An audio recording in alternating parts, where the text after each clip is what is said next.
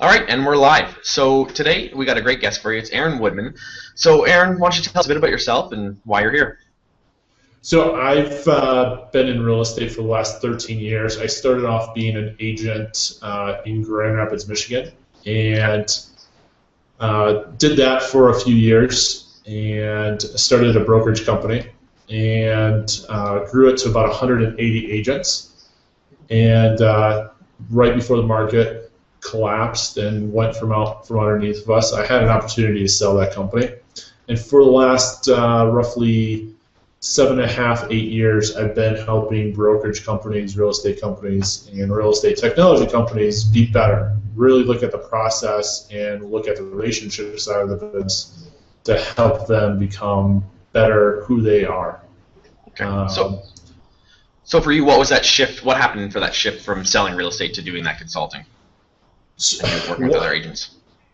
That shift for me was because as being a managing broker, it wasn't doing what I felt like I should be doing. I was too involved in transactions and things falling apart. I wasn't really spending a lot of time helping agents build their business. It was more or less being a fireman and putting out fires constantly. Right.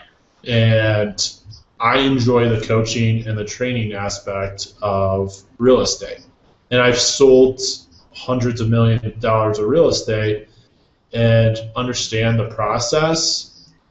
Many agents just assume that they can go out and see a shiny object or a new marketing technique and think that it's going to work for them without really going down to the bare bones of internally figuring out if it's the best for them.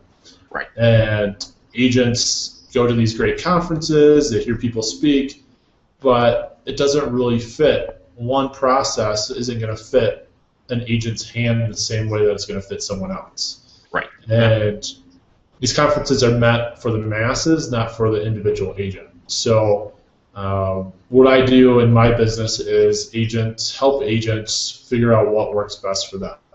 And you do that by sitting down and holding their hand literally and talking through it. Okay, so for you, what was holding you back from, not from succeeding, but obviously there was a big change for you internally, I'm guessing, to jump into that. For me, it was that the brokerage that I was at was all about filling chairs. Okay. And being the owner of that brokerage, the more chairs that I had filled, the more money that I was going to make. Regardless of that agent was producing or not, I was going to be making money. Right. And for me, I had like an aha moment saying, I really don't need 180 agents. I can do the same production with 30 or 40 agents that I really spend time and focus on. And I don't need all the drama. Because when you have that many people in an office, you just get consumed by all the drama that happens.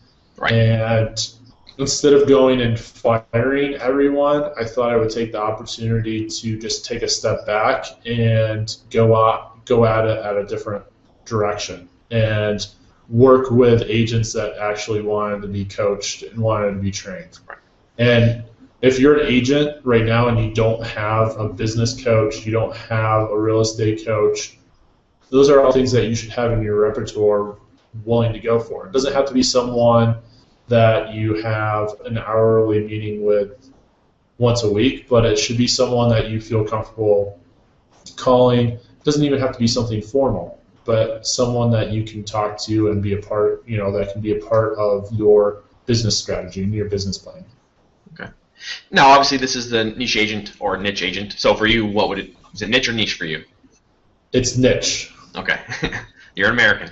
So we've talked many times about niche and niche marketing and simplifying real estate. So that's really your thing is making about that and what that is for you. So simplifying real estate for me is simply focusing on the consumer. And so for me, it's not so much about me as it is about the consumer and what the consumer wants. So I don't need to have flashy websites. I don't need to have flashy, Aaron-centric everything. That was how I got into the business, and I built a business that way. But really, right now, the consumer is strictly concerned about finding the house. They aren't concerned about the persona of a realtor. And I see so many agents have this persona. They have 100,000 followers. They spend 7 hours on Facebook every day. They, want to do this. They want to do that. Really, it boils down to just what the consumer wants. And the consumer wants a house. They want a place that they can call home. And for me, simplifying it is just doing that. Going out, showing house, the most productive way of doing that, and not worrying about all the other noise. Every single day there's a new product. If it doesn't help me do my job better for my consumer, then it's not worth my time. It's not worth it. So when I say simplify, it's getting back to the basics and having relationships with clients and getting the job done. So if you were talking with a new agent and they were saying they wanted to try this and that, what would be a couple pieces of advice you'd give them to start off? Don't do it. I think there's, agents want to do something, or they have 17 different things that they want to do, and they don't do one of those 17 things really well. Yeah. My advice is start with one thing and do it really well before you move on to the next thing. We live in a society that it's go after or chase after or keep up with the Joneses of what everyone else is doing, and not many people can do that. You can't keep up. It costs too much money. So find one system that works really well for you. And someone says, hey, I'm going to try and do, for instance, I'm going to do a new CRM contactually. All right? Stick with contactually for 6 months before you try to do something else, or there's a new product that comes on the line. Get really in-depth and get to know that particular product before you try to do something else. It's too many times we have contactually, and then someone else comes into the picture and says, oh, try my CRM, and then try my CRM. Yeah. Get back to the basics of actually putting in the contact, following up with that contact. It's not going to do it for you. You physically have to make the time to do it. And so many agents think that there's like this magic potion that things are just going to happen miraculously, and they don't happen. Yeah, and I think, the agents are notorious for the grass is green on the other side, and they're looking for that next best thing. And again, being in those Facebook groups, there's a lot of tech groups and stuff like that, and I see agents who I see almost every month or every couple of weeks. They've got some new thing they're talking about how great it is. And did you even do anything with the last program or last thing you used? And did you get any results from it? And it blows my mind. They just keep going through new and new and new things. And not that the technology isn't good, but stick with a couple things and work them. Right. I really think that you can pick 2 or 3 good pieces of technology that will make your business successful. You don't need 17 of them. I sat down with an agent back in Chicago, and she had, a system that did lead capture for her. She had a system that, had a drip campaign for her. She had a system that did her Facebook posts for her, a different system that did her Twitter posts. She was trying to do YouTube. She was trying to do this and that. And I just looked at her and I said, when do you do showings? Oh, I don't have time to do showings. Okay, how are you nurturing and taking care of the people? Who are you working with? I think of another agent in Salt Lake. She's like, I have a ton of buyers. I don't know what to do with them. All right, how well do you know your buyers? What did you use? And it can be on the reverse. What I'm getting at is she has so many people that she's working with, but she doesn't write it down or doesn't have any system in place to take care of those clients. Right. If you organize your Gmail, you can be a pretty successful agent using Gmail. Of putting your clients and your relationships in there. You can have templates written down. I have 17 templates, and if someone emails me something, I go to my template folder, I pull it out, I copy and paste it, and I send it. And it's a personalized template, but it's a canned response for the 400 emails that I almost get on a daily basis. I don't need these fancy, this fancy system to do it. I can set up my labels. I can do all that stuff through Google, and it does it for me.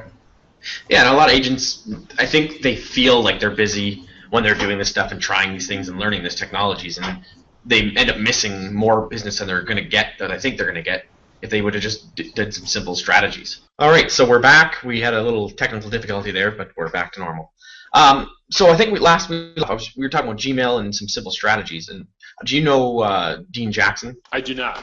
Okay, so he's a marketing guy for real estate agents, and one of the things I learned from him was about keeping it simple. And one of the strategies he used and explained is you don't have to have this fancy CRM. Not that it doesn't work, but a CRM, there's a simple strategy to do. And he said if you have a lead, you print off a sheet of paper and you write 1 to 8 across the top, or however many steps you're going to follow up with them. So if you have certain emails, and basically as you're done, you circle the 1. The next time you go pick up your stack of leads, next step is 2. You just follow it and you do step 2. So at any given time, you can pick up that stack of paper and know exactly where you're at in following up your leads. And it's just a simple strategy for staying in contact with people. And a lot of agents just try to overcomplicate it and make it way too difficult. Yeah, I mean, I even go more basic than that. When you get a lead, so many agents don't know what to do with it. They don't know where to start with it. And I think a lot of times they just get consumed and think, oh, I have to write this fancy email. I have to do, I have to do this drip campaign. I have to put them in this, bracket. I have to do this and that. And really, it's just simply calling the person. One of the things that I was taught in sales is that, a lead starts smelling like fish after about 3 hours. We live in an age now, and this is 14, 15 years ago when I was taught that. Now we're living in an age where, it's probably 5 to 10 minutes. If someone doesn't hear from you, or doesn't get an email from you, or doesn't get a text from you, and it doesn't have to be overly complicated. Yeah. You can just simply say, hey, I saw that you were looking at my website, or hey, you're checking this out, or I saw that you were interested in this particular property. Would you like me to give you a call, to follow up with you? It's not, we overcomplicate everything. We're taught that we need to do this and that. In reality, people are just looking for information. They're looking for someone to help them get the end result of buying that dream home. And just too many agents are losing sight of that.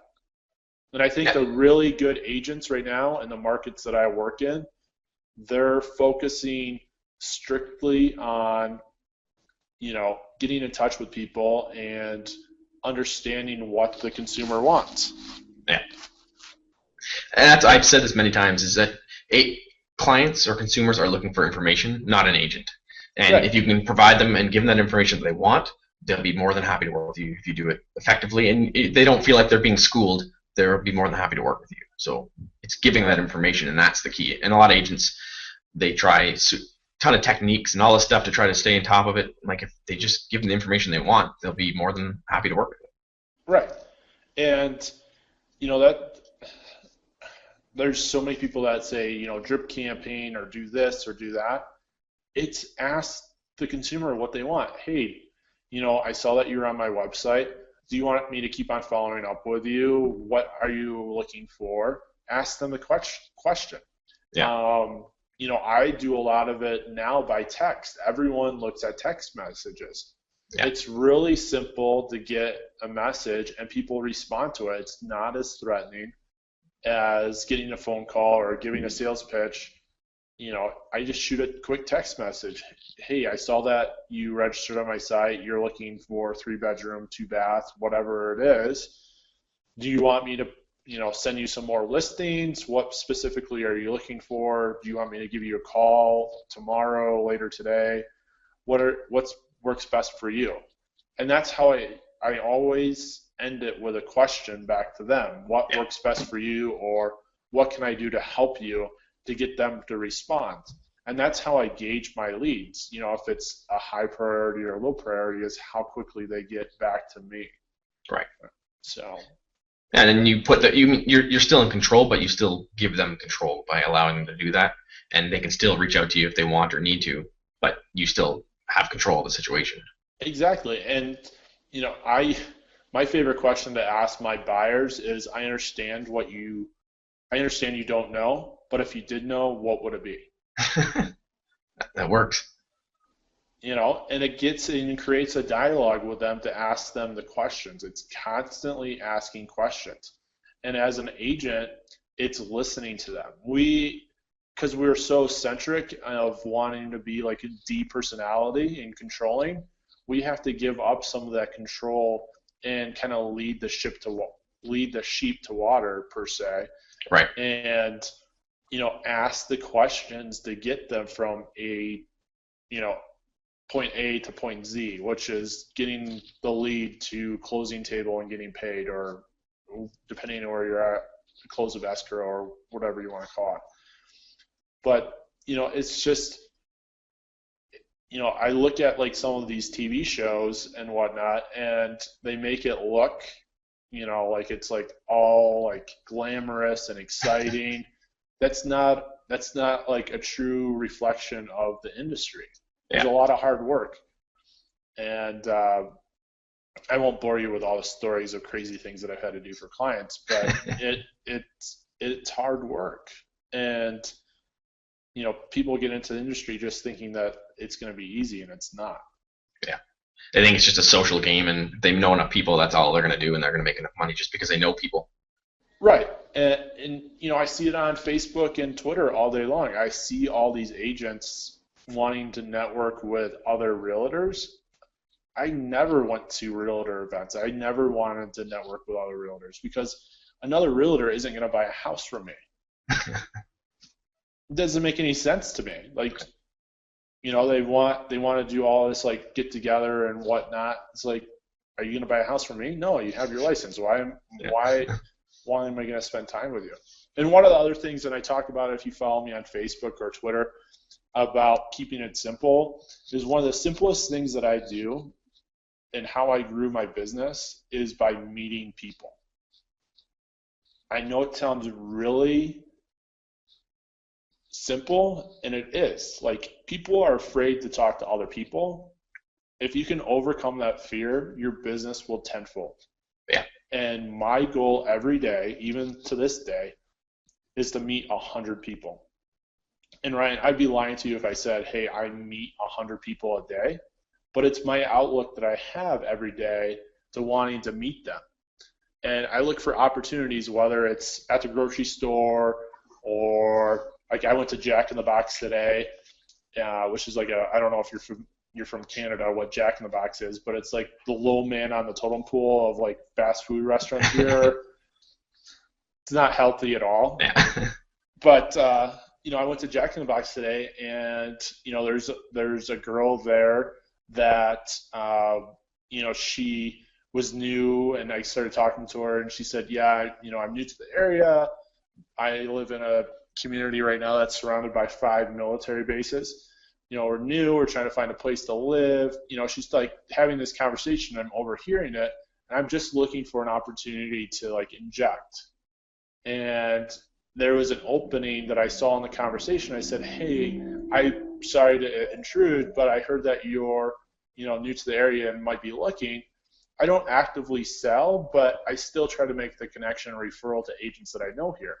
Yeah. And if I was actively selling, I guarantee you I would be giving her my business card and following up with her and saying, hey, I can get you a list of properties, or trying to get more information from her. But I met a new friend today at Jack in the Box and talked to her for like 10 minutes about her life story of what's going on. And I got back to the office and I referred it to an agent here in town that's going to go out this weekend and show her and her fiance property. Yeah, that's nothing more simple than that. There's no CRM, no follow-up system, no website. That's no. And you know, like, we want like this miraculous things. And I heard a stat the other day that kind of like resonates with that, and not to get on a total offshoot of simplicity, but 41% of people get a realtor from a referral. 41% is a referral. 9% is actually people that use you again, so you'll repeat business. Right. Guess what percentage of people find a realtor online? 20%? 9%. Oh, wow. So 9% actually happens from an online lead. Right. Which is huge. The other stat that I heard this week is that I believe it was, I wrote it down here in preparation for meeting with you. I don't want to misquote it. But how many people on past clients, how many of your past clients tell you that are going to use you again? I've heard the stats from the NAR put them out. I think it was like 68% or something. Yeah, 68% say they're going to use the same realtor again. Guess what percentage actually do? I know it's a lot less. I can't remember the number. It's like 6%. Yeah. So that tells you that you didn't build a relationship well enough that they're going to use you again. Someone else did a better job of building a relationship that, better than what you were doing. And I think realtors lose sight of that. Yeah. I mean, there's so much more cost than doing lead generation and doing online presence and having a flashy website and things like that. But yeah, it's building relationships and having relationships. And my whole entire thing this year that I'm doing is collaboration. Right. So I meet you. Who can I introduce you to that will make your life better? Or who would not necessarily make your life better, but who can I add you to where I can be a friend of yours? You can add me to Vanilla Ice because you got a picture of you in Vanilla Ice, so you can connect me and have him on the show. That's another quick story about that real quick is like Vanilla Ice was at this show that I was at, and I saw him, and there was a bunch of people going up to him and like wanting to get their picture taken with him. Yeah. That wasn't my approach at all. My approach to him was, hey, I'm a flipper as well, and trying to relate with him simultaneously. And I guarantee you that him and I had the longest conversation than anyone else there the whole entire time because I instantly tried to relate to him. Yeah. And he was more open to talking to me. And he'll remember you. And he'll remember me. Not only will he remember me, his production assistant's calling me, and it's opening up opportunities for me. Wow. It's going beyond just having a quick conversation and meeting someone, but actually getting to know them and building a relationship with them. We had this conversation 2 weeks ago, I would never think that I would be partnering and working with Vanilla Ice on a project. But, as I'm sitting here, we're talking about doing a flip of a property together. And they're going to feature it on the show. And, it's things like that build your brand by simply building a relationship. It's not a one-kick wonder or one-hit wonder type of thing. Yeah, I mean, it was interesting. I watched you a few months ago. You did that experiment where you said you walked around your neighborhood and didn't talk to anybody the first night, and then the second night you talked to a bunch of people and you made an attempt to talk to everybody that you could talk to. And it was interesting just to see, as soon as you make that first attempt and just talk to someone and reach out, what the change would be. Yeah, it's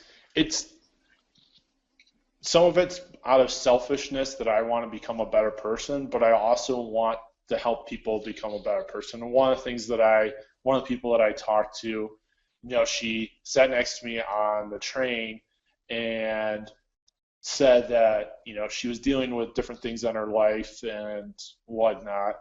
And I just simply asked her a question, and it stopped her from, or I want to hope that at least stopped her. She said it was stopping her from going to a crack house that day. Mhm. Not that I'm going to sell real estate from, that she's going to buy a house from me, but at least I hope that I had somewhat of an impact in her life.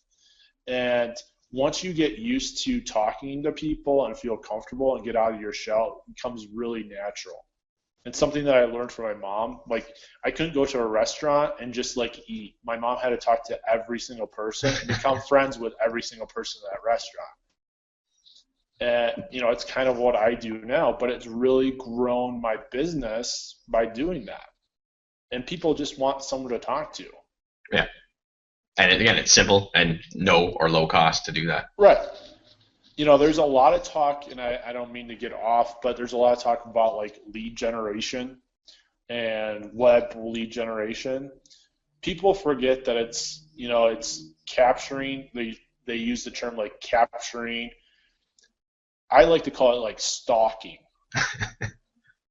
Like, it's not attractive. Like, drip campaigns and whatnot and stalking someone isn't attractive. It's like it builds a mistrust and an avoidance. Like, if I sign up on your website, Ryan, and you constantly are like sending me emails like every one day or like every 24 hours and 34 hours and then like 3 days later, and then you send me a Valentine's like this is going on, like it builds a mistrust and I want to avoid you as a realtor. If your approach is, hey Aaron, I want to build a relationship, what can I do to help you? It's totally different. It sets a tone for the relationship. And so many realtors forget that. They just want to churn and burn, and if I don't want to see a house this weekend, they forget about me. One of the other things I talked about on a Facebook post is that I called 60 realtors in a new town because I'm transplanting, and I only had 3 of those realtors ever call me back. That's crazy. I legitimately looked for realtors. I went for the highest reviews. I went on a website that's nationally known and pulled up the zip code that I want, and I called the first 6 pages of realtors. None of them answered their phone the first time. Not a single one of them answered their phone. And I'm calling at like 2 o'clock, 3 o'clock in the afternoon. Not one of them called me back. I didn't get a text message, nothing. It took literally 4 hours before someone to call me back and say, what can I do to help you? And only 3 realtors did that out of 60. So when I talk about simplicity, that's what I mean. Answer your phone. Yeah. Follow up with people. Keep it simple, and you'll do really well in this business. Yeah, I heard a stat, California Association of Realtors, that said 13% of consumers expect a response instantly, and 94% of consumers expect a response within 4 hours. Mm-hmm. And I know agents take 24, 48 hours, sometimes a week to get back. It blows my mind. Like, my brother was at a trade show. He's a contractor, and he was looking for some software for his construction company. And we talked to 3 different guys at the booth there that had basically like a CRM for contractors. Right. So the one, he was really interested. He was a great guy, really helpful. Another guy was not great at all. So that was back. That was October, I think. And right now it's February. So it took him 3 or 4 months, and he called him and said, "Oh, you're at the trade show." My brother left his card, was talking to him, said he was interested in the product, and he took 3 or 4 months to get back to him. It's just like, It just blows my mind. It's just all he had to do was call or send an email at the beginning, and could have had a sale.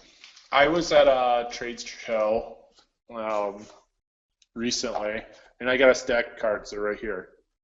I posted a picture on my Facebook. I sent each one of these people that I met, there's probably 75, 85 cards right here on my desk, because these are people that I actively want to connect with. Yeah. I sent every single one of them an email when I got back into my office. I didn't do it that day. I tried to connect with them on Twitter just to give them, because I like people to connect with me on Twitter. Okay. and I tried to connect with them there if they had a Twitter account, and then I actually sent every single one of them an email and just said, hey, I connected with you. I want to stay in touch. Here's my contact information. I'm sure that you threw my card in the trash. And that was my subject. That was the subject of my email. I'm sure you threw my card in the trash.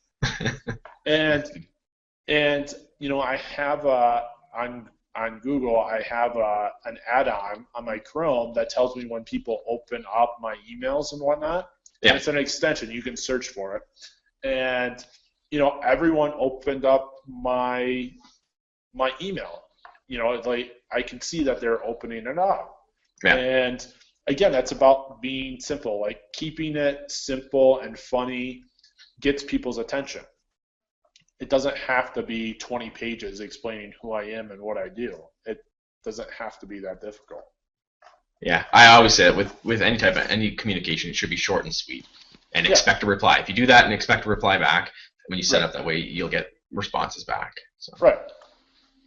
Okay, so to wrap up, why don't you give us a golden nugget, good piece of takeaway advice for our listeners, and then we'll tell us a bit about or tell us how we can get a hold of you after that.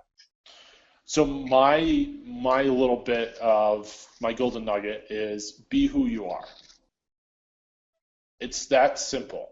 Don't try to be someone else.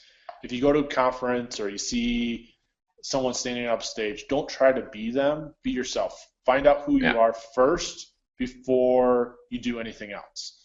And then simply try to find out who your customers are. Put a face on your customers of who they are. If most of your customers are 40-year-old men, that's your customer. Put a really face on who your customer is, and then anything else that you do, you direct it towards that particular consumer. My consumers I know are typically 32-year-old female, single, so I try to go after that market. And everything that I do really is stereotyped towards that particular market. So first find out who you are, and then find out who your consumers are, and listen to who they are and be where they're at. You can find me on Twitter. It's really easy, just Aaron Woodman on Twitter. So Twitter /Aaron Woodman. You can find me there, and feel free to reach out to me. All right, so thank you again for being on the show. We really appreciate it. It's great insight and good information, so thank you again. And we look forward to sharing this with the audience. Sounds great. Thanks. Thanks for having me.